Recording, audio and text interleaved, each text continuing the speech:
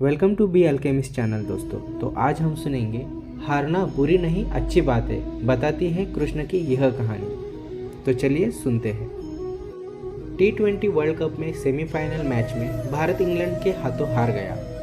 इस पर तमाम भारतीय क्रिकेट प्रेमी टीम को कोस रहे थे और अपनी भड़ास निकाल रहे थे।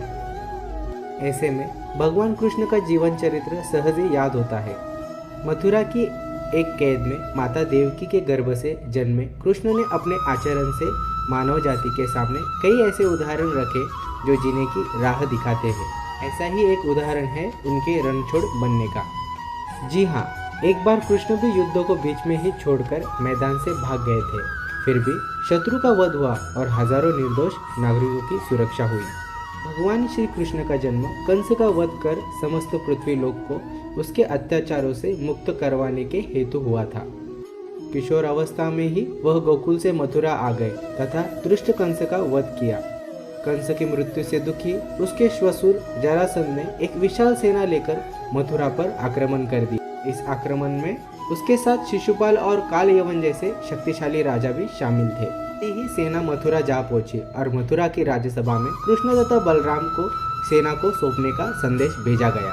युद्ध को टालने तथा मथुरा के निर्दोष नागरिकों को बचाने के लिए कृष्ण ने रातों रात वहां से सैकड़ों किलोमीटर दूर समुद्र में एक नगरी द्वारिका का निर्माण करवाया।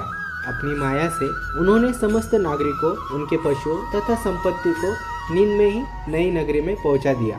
अगले दिन सूर्योदय के समय कृष्ण तथा बलराम जरासंध की सेना के सामने जा पहुंचे और उसे लड़ने की चुनौती दी। जैसे ही जरासंध और दूसरे राजाओं ने कृष्ण को मारने के लिए शस्त्र उठाए, दोनों भाई भागने लगे। उन भाइयों के पीछे जरासंध तथा काल यवन जैसे राजा भी भागने लगे। कुछ देर में दोनों भाई बहुत आगे निकल गए और उनके पीछे केवल मात्र काल यवन रह गया।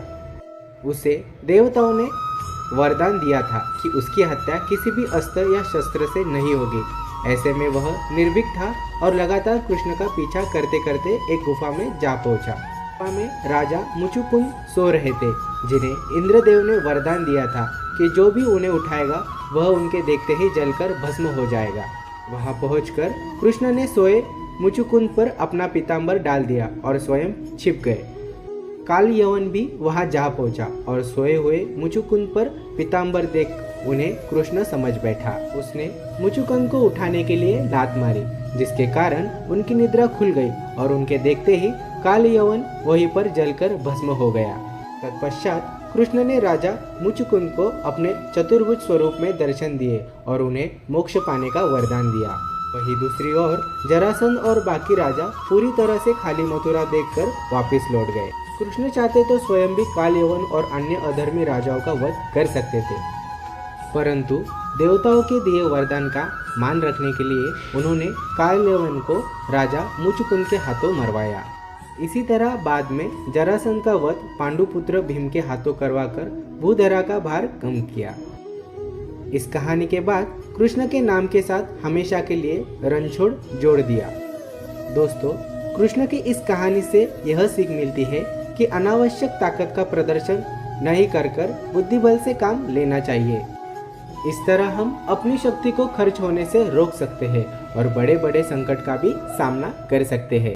तो ऐसी ही मोटिवेशनल स्टोरीज सुनने के लिए बी अल्केमिस्ट चैनल को सब्सक्राइब कीजिए और अपने दोस्तों के साथ शेयर कीजिए।